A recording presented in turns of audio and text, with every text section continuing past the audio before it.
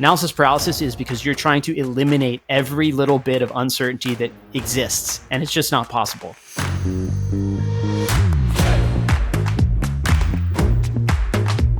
What's up, everybody? Welcome to another episode of The Remote Investor. I'm Michael Albaum. Today, I'm joined by an actual old friend of mine, Aaron Ameen, and he's going to be talking to us about what it looks like to go from investor to developer in just a matter of years, and everything that he learned and wish he had known along the way. So let's get into it. Aaron, what's going on, man? It is so good to see you. Thank you very much for having me. It's a pleasure to be here. No. The pleasure is mine. So we're doing a little bit of a role reversal. I was on your podcast a while ago. Now I have the pleasure of hosting you on mine. You and I obviously know each other. We kind of go way back. But for anyone that isn't familiar with your story, give us a quick and dirty who you are, where you come from, and what do you do in real estate today? Sure. So my name's Aaron Ameen. I live in Houston, Texas with my wife and 3 young children. Got a 3-year-old daughter and 1-year-old twins. I know you know a thing or two about young kids right now. So yes, going through it myself. We are right in the thick of it. But we own 7 rental properties now. At one point we had 9, but 7 rental properties across 3 states, Iowa, Nevada, and Washington. And if you notice, none of those are Texas. So our closest rental is 1,000 miles away. Michael was an early inspiration of mine for long distance investing. So it's a full circle moment getting to be here and talk about it. But we built that portfolio from 2019 to 2023. And actually, interestingly enough, and maybe we'll get a little chance to peel back into this, we've made a pivot recently into residential assisted living. So right now, we're taking some of the knowledge and the equity and the income that we've gained from our rental portfolio and rolling it into a development project. So we're building 2 assisted living homes here in the Houston area. So kind of skill stacking and trying to evolve over time. I love it, man. I love it. So we are definitely going to be getting into that today because I've been following you on the social media. I sound like such a boomer saying that, the social media, on Instagram, and I'm just loving what you've got going on. So we're definitely going to get into that. But what I want to start with, Aaron, is you sharing a little bit about how you got started, since so many of our audience and members and listeners are where they want to be. They are trying to get started, especially in today's day and age. Something you didn't mention, just that I know about your story, is that you're still working full-time professional. So you're doing this all while having a full-time job. So talk to us a little bit about like how you were able to balance those 2 things, especially just getting started, when that's, I think, oftentimes the biggest lift to get something to go from 0 to 1. Yeah, for sure. So thank you for calling that out. I do work full-time, and I have worked full-time the entire time we've been building our portfolio. And through having the 3 children, and still, as we're doing this development project, I'm still working full time. But I actually believe that that's a strength, not a liability. Your job is, one of the best ways to build consistent income. It's one of the best ways to stay in favor of the banks as you continue to try and apply for financing and scale your portfolio. Not to mention, there's a ton of valuable skills you can learn from your job that can help you propel and grow as an investor as well. So, how do we start? Well, it's funny. I say our closest rental is 1,000 miles away now. But our very first rental was 1 mile away from our primary residence in Las Vegas. So we bought our first rental about as safe as you possibly could. It was a mile away from our house, and we put 30% down. It was brand new, rebuilt from the ground up. We tried to buy something that had no rehab, no value add potential, just something safe that we could get tenants in and stabilize and move forward. But we didn't read Bigger Pockets books. We didn't listen to any podcasts. We weren't part of any communities. The only real influence I had on investing was from my parents, who, very similar to what I do now, they worked full-time corporate jobs for their entire careers, but they bought rental properties on the side. So I kind of learned from watching them through osmosis growing up. And when I went to go buy my first rental property, they were pretty much my only influence, my only advisory system. So, and similar to me, they never read Bigger Pockets books or listened to podcasts or anything like that. So I share that because I think the first chapter of my investing journey was pretty singular in the perspective that I was using. So they often self-manage, save for a very small chunk of the last 20 plus years. They self-manage their portfolios the entire time. So coming right out of the gate, we self-managed ours. We did all the leasing. We marketed the properties. We, worked to build a Rolodex of vendors and just took on the challenge of managing without really even considering property management.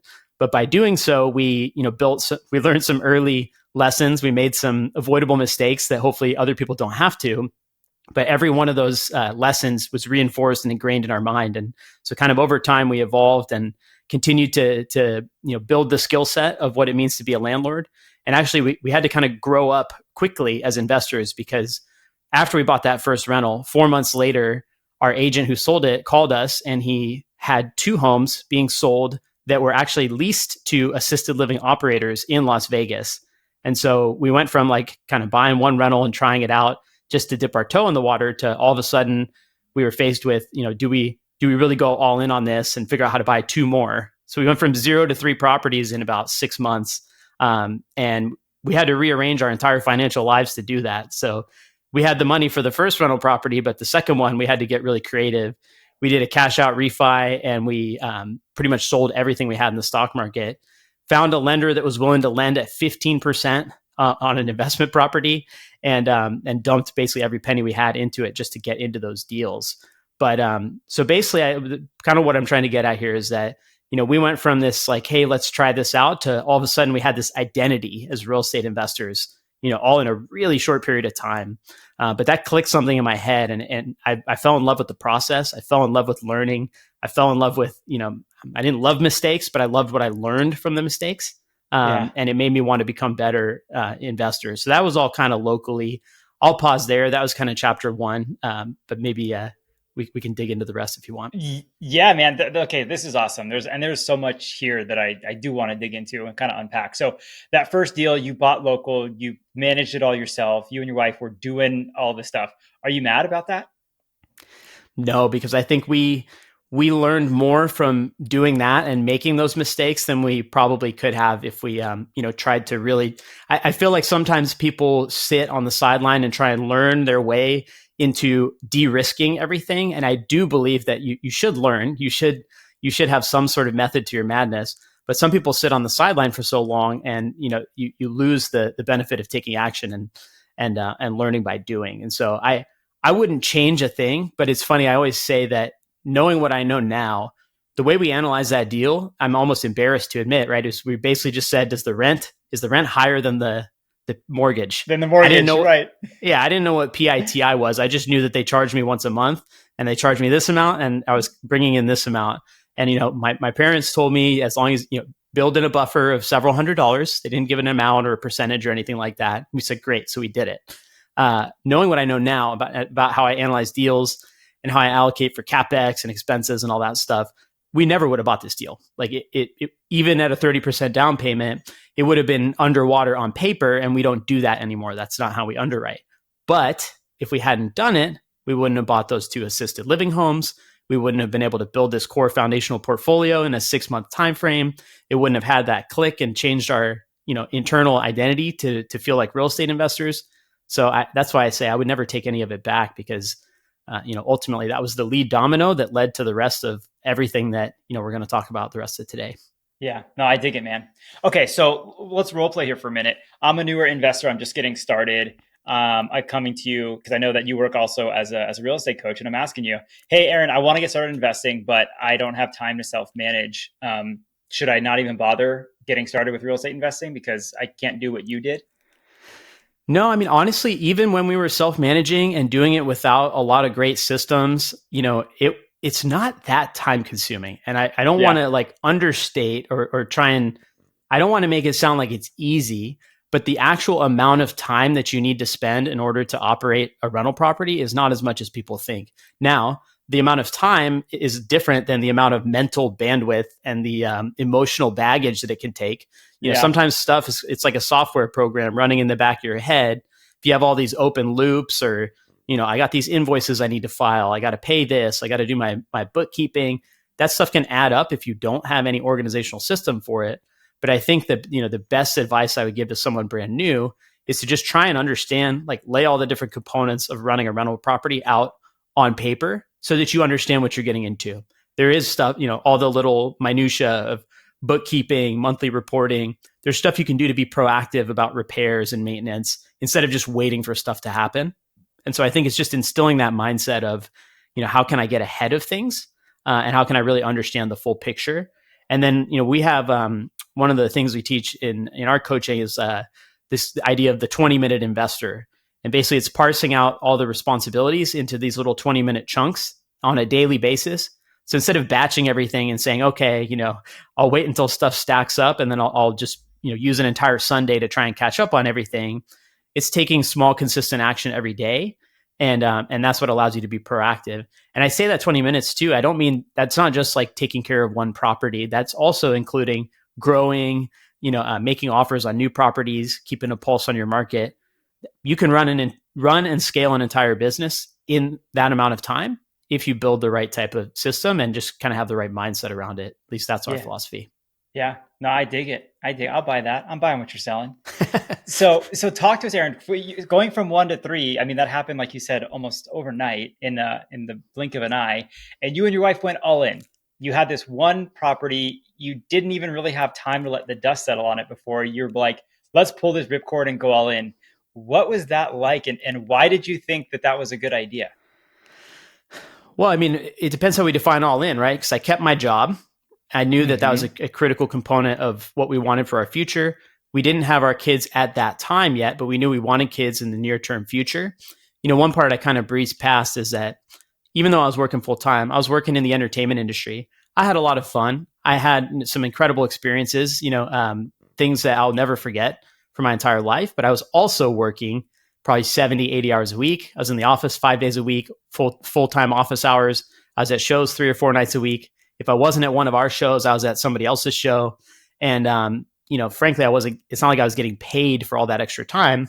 It's a notoriously overworked and underpaid industry. And so, that kind of caught up to me. I was burning the candle at both ends. And, over time, my mental health started eroding. I turned to vices. And long story short, I ended myself up in inpatient rehab for alcohol abuse in 2019.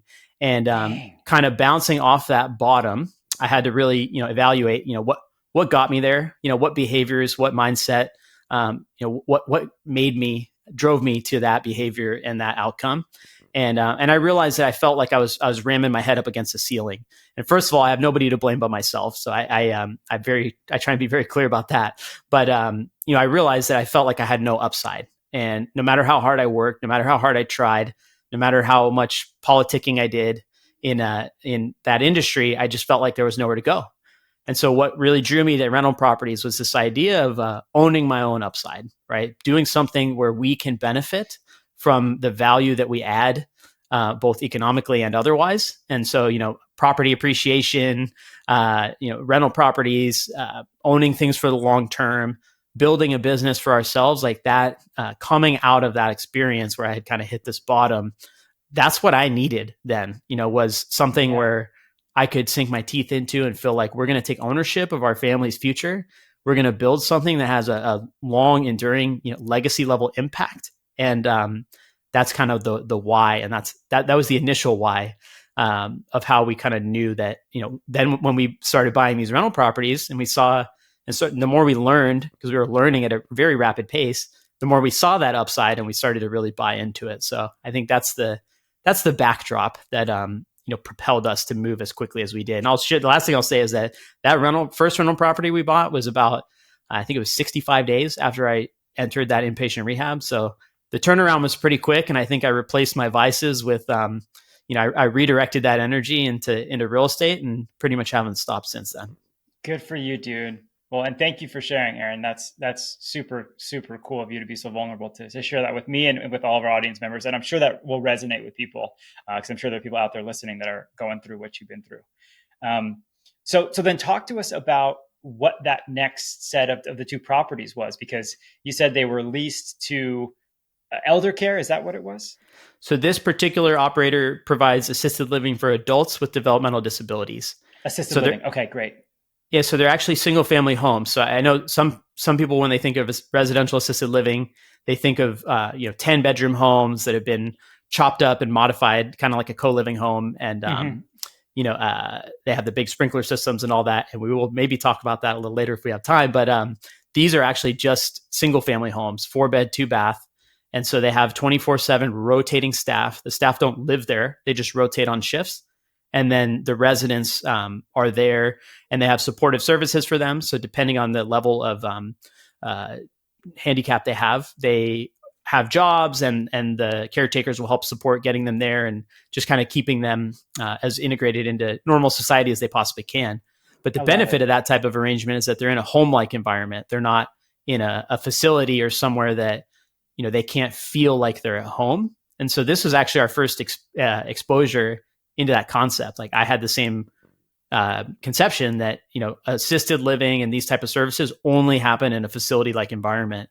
So when we saw it in a house, and that's not to mention the opportunity, right? That basically these are on, when we bought them, they were on 5-year leases that automatically renew unless one side terminates, paying about 40% above market rent. So there's no vacancy. The rent's coming in every month. It's guaranteed by the company, regardless of the occupancy. They handle all repairs. The only repairs that we would be responsible for are major capex, like the roof or major appliances. But it's about as good of an arrangement as you could hope for as a landlord of a single family home. So yeah, those were game changers. And to this date, they've been the best performing rentals in our portfolio. Yeah, I bet, because nowhere else are you getting 40% above market rent and not have to do repairs. Like it's about it reminds me of like a triple net lease. Are you familiar with what those are? Yep. I mean, that's like about as close as it comes, but those tend to exist only in the really big commercial space or in even the small to mid-sized commercial space too. But the returns are nothing to get excited about because of the fact you don't have to deal with repairs, tax, insurance, these type of things. So you kind of you got the double dip there. Were the properties priced like accordingly, or was it just priced like the same single family home because it's based on comps in the same neighborhood? Yeah, you wouldn't believe it, right? But it were priced just like a normal single family home. So that's why, I mean, maybe that gives a little more insight into why we were willing to dump out our piggy bank and do all this maneuvering, which by the way, like we didn't know how to do a cash out refinance. We didn't understand it. We just like, when our agent called us, it was an off market deal. And he basically said, this came across my desk. I've written about this actually. And I kind of have this email framed and positioned as like, this is the moment that really changed our life. That email came in. He said, this deal came across my desk. And, I thought of you guys because I know you're younger and you're trying to build the foundation of your portfolio. We have about probably 3 to 4 days to get them an answer. And so that 3 to 4 days, we were rushing around trying to learn what financial tools we could possibly have to be able to buy these, finding lenders that could do the lower down payment and all that stuff. But to your point, so we bought them at the market value of those two homes on the single family market. And then same deal, they appreciate just like single family too. So Las Vegas had a really big boom in 2020, 2021, and those things skyrocketed because they weren't driven by the income; they were driven by the comps, and that worked to our benefit. You can't really engineer that kind of timing. Some of that was just luck, but nonetheless, they cash flow very well. They've appreciated quite a bit. They gave us exposure to an industry that's now become a pretty big part of our life now. But we've owned those for almost 6 years now. And residential assisted living, we kind of chalk that up to a fluke. Hey, we got a phone call. We were right place, right time. We never really thought about that strategy again until last summer. But we'll stay on the rentals now unless you want to shift to residential assisted living. This is the perfect segue, man. Like walk us through. You did some other rental stuff that was just generic single family, right? In between. After those first two? Yeah, I want to call out that at some point along the way, right, we decided to broaden our perspective a bit. And I did finally hear of what Bigger Pockets was. I did finally read, some of the books. I finally came across you and all the education you were providing. And we had moved to Washington State, which is where I grew up. We bought 2 houses there where we partnered with my parents. We still own those. One of them was off market. And one of them was actually a primary residence. So actually 3 separate times in our investing career so far, we bought a house that we lived in, and then we moved out and turned it into a rental. So we had these nice low rates, and we knew the houses inside and out, and we turned them into rentals. But when I came across you for the first time, that was when I finally worked up the courage to invest completely remotely. And we bought 3 homes in Iowa in an area called the Quad Cities. And that was where we built a team from scratch in a market we'd never been to. We applied all the stuff that I teach now, the stuff that you taught me when I first learned from you. And, that was where we really kind of rolled up our sleeves. Same deal as when we bought our first houses in Vegas. We made a lot of avoidable mistakes. We went through multiple property managers. Some had pretty dramatic endings. Some had, amicable endings. But, same thing. It was a new skill set. It was a new context. And, we made a lot of mistakes, but we came out much better for it, in the sense that you can't possibly take that education away from me no matter what happens to those houses. And so that's the kind of thing, with the experience I got with single family, I just think it hardened me. The mistakes that I made were lower stakes. If you make a mistake on a $120,000 single family house, the stakes are a little bit lower than, now we're about to take on a $9 million development project. And I think that had we not built up the experience and some of the courage and gotten past some of the mindset and evolution stuff, then we wouldn't be ready for this. So I think all of that experience leads us to the moment we're in now. And I think the long distance real estate investing is a really, really great entry path for just about anybody, especially if they can't afford their own market. Totally. Aaron, did you ever see the movie? I think it's called The Patriot with Mel Gibson. Yeah. That's Revolutionary War. All right. So Mel Gibson as a person aside, there was a part of that. There was a quote in that movie where he's helping his son aim at like one of the British officers, and he says, "Aim small, miss small." And I always think of that quote, like very much similar to what you said. Like the stakes just aren't that big. They could be if you're just getting started and you're putting all of your savings into a deal. Like, I don't want to discount that by any means or belittle that by any means. But if you're looking at the grand scheme of real estate investing as a whole, taking a lower cost single family home to learn and cut your teeth on is a much safer thing to do than a $9 million development project from the get-go. So I love that you kind of built your foundation and are now recognizing that, because it probably, I'm going to wager, wasn't your intention when you first got started doing these deals to then end up doing a $9 million development project. You had to build up to that, and you kind of got your purview expanded, or was this always on your radar kind of as your end goal, North Star? I mean, we had no clue we were going to buy a second rental property after we bought the first one. So I would be absolutely lying if I said we knew we were going to end up here. But what we did do is we leaned into the signals, right? I said earlier, I felt I was hitting a ceiling at my corporate job. So how do I create more upside? How do I engineer more, meaning and impact for my family? Well, real estate became that vehicle very quickly, and we leaned into that and we embraced that identity. My show that I run, the podcast, is called The Hybrid Real Estate Professional. And it's an homage to this identity that I learned from my parents, that you can work full time and build something on the side. And so I've tried to embody that same thing, where I use my job to drive my income and my skills and my lendability and all these other things that are, assets. And I used it to build real estate. And so I just kind of followed the signals. I started writing about it. I studied. I'm always, in different communities. I went from having that one singular perspective of my parents to now I was networking with investors all across the country.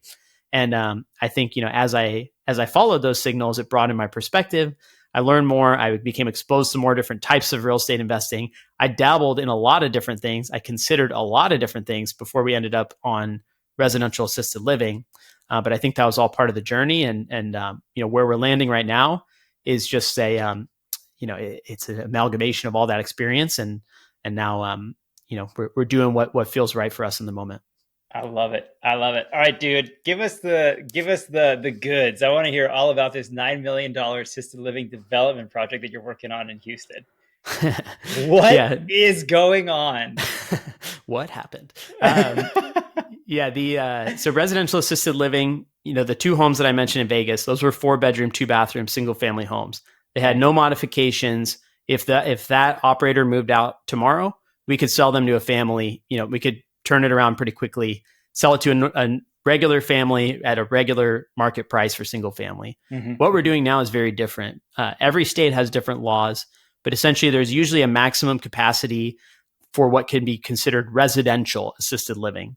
So the traditional conception of assisted living is nursing homes and big facilities, which are 50 beds, 100 beds, these big communities. Yeah. But we were really attracted to this residential model. We saw it work for the adults with developmental disabilities for our homes in Vegas. And we saw that, hey, like these people are living like a pretty normal life. They're well supported and it's a home-like environment.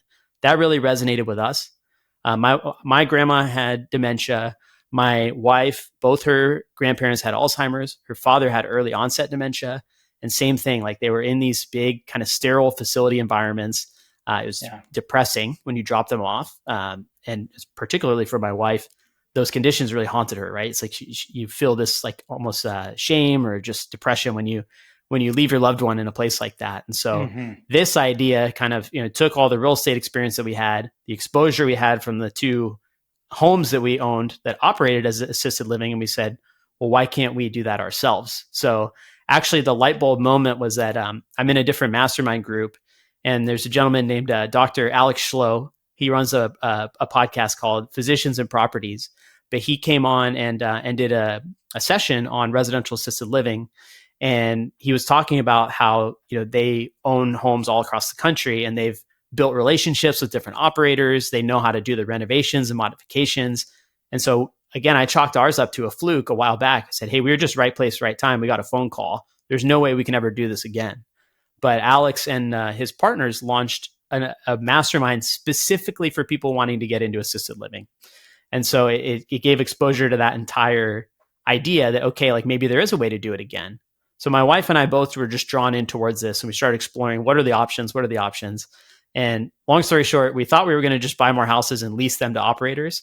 But the more we learned, the more we started believing in ourselves and crafting our own vision for what we could do with this. So we're now, fast forward, we're going to be building 2 separate 16 bedroom, 16 private bathroom assisted living mansions. They'll be 10,000 square feet each.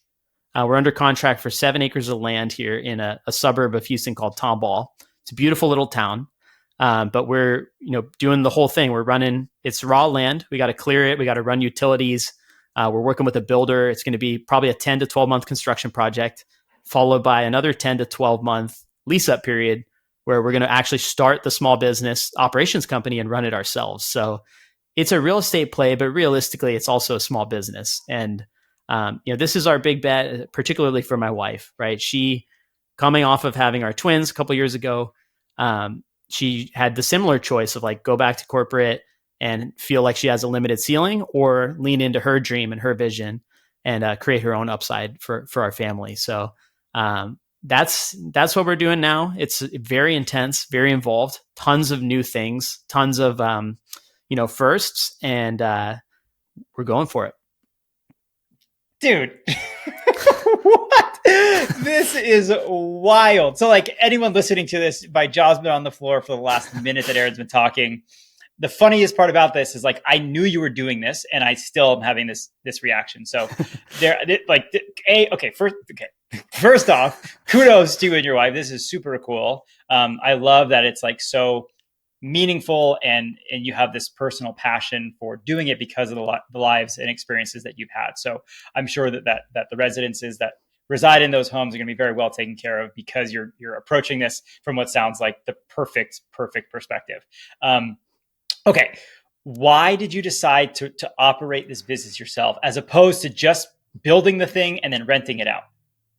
Yeah, no, it's a great question. So like I mentioned before, our vision kind of expanded because our original intention was to try and replicate what we did in Vegas. Right. We'll go buy a house and maybe modify it. Maybe we'll go for a bigger one. The Vegas ones are 4-bed. Maybe we'll do a 10-bed. And then we'll find an operator and just create a long-term lease, almost that triple net style lease like you're talking about, and just ride off into the sunset and do that a few times.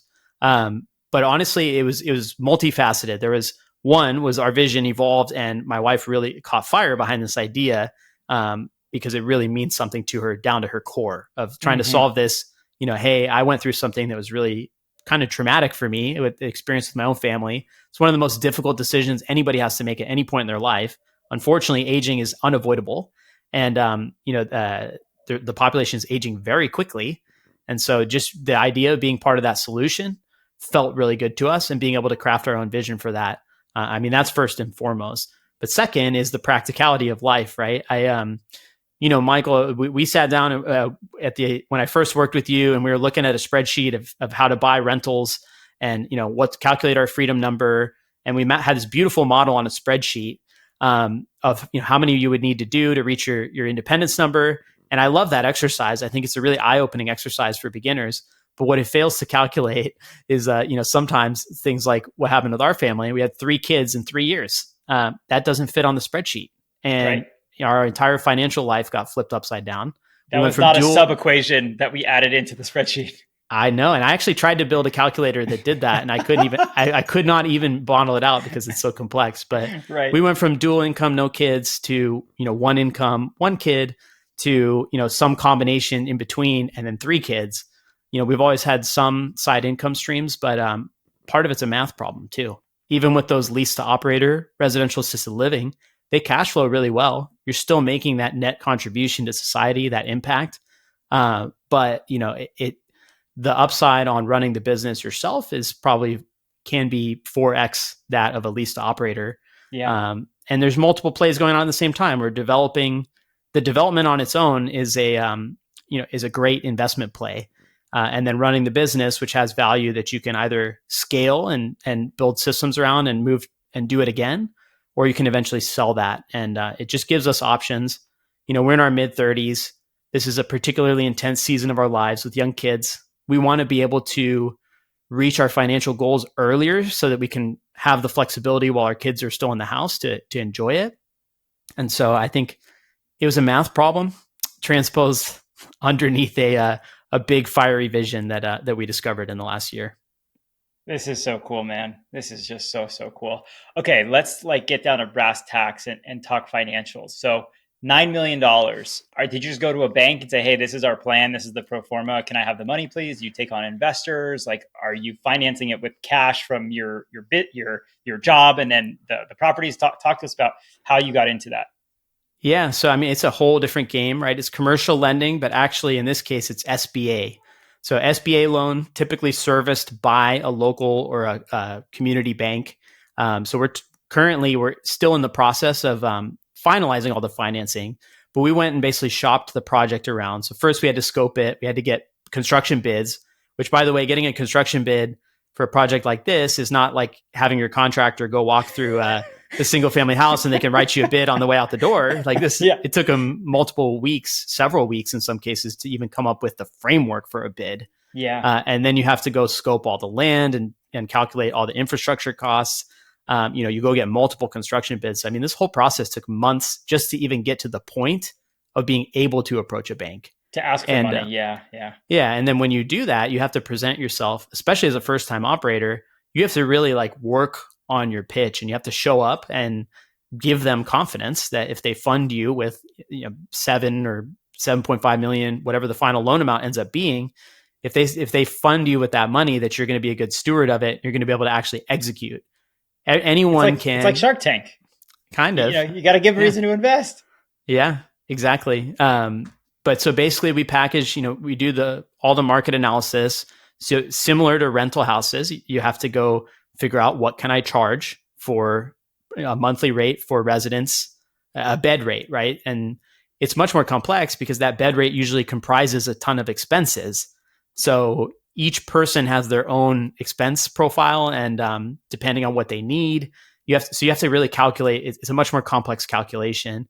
Obviously, it's a much bigger house, but there's 16 beds in each house, so the revenue is very high. The biggest cost, you have to create a staffing plan. Payroll is your biggest cost. Right. Debt service is your second biggest cost, and then there's a ton of other expenses too. So it is really easy to screw this up, and you have to really build out a plan that it's not just a spreadsheet. You got to go actually test and poke holes in each one of those numbers.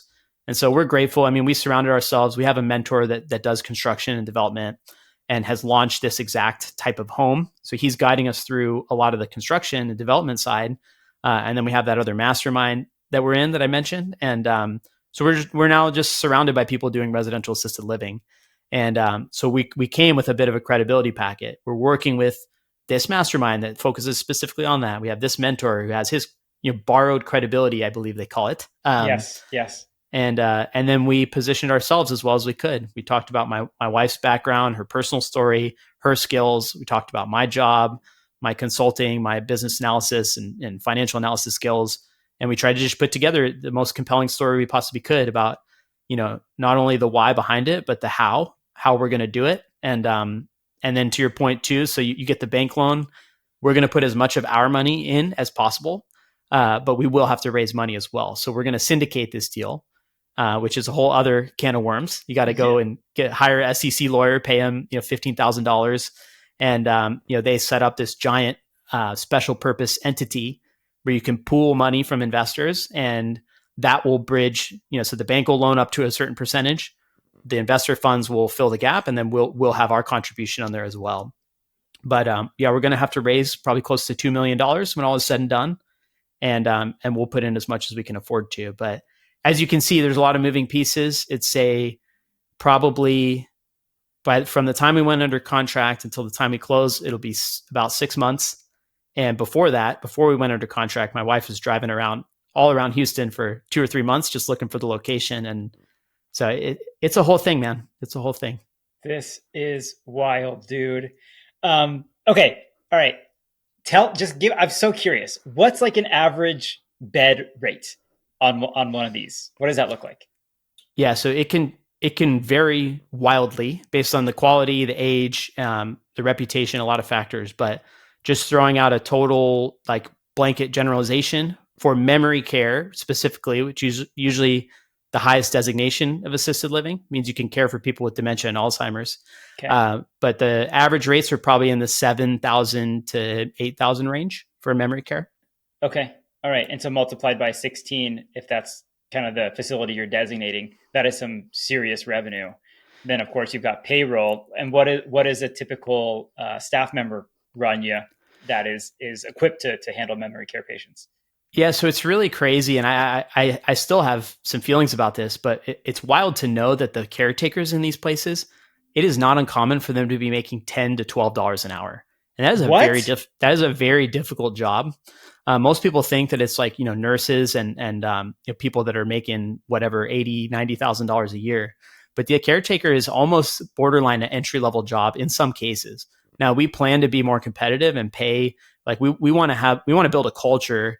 And the industry is notorious for churning through employees. And, we're not going to pretend that as first-time operators, we somehow know how to completely solve that from day one.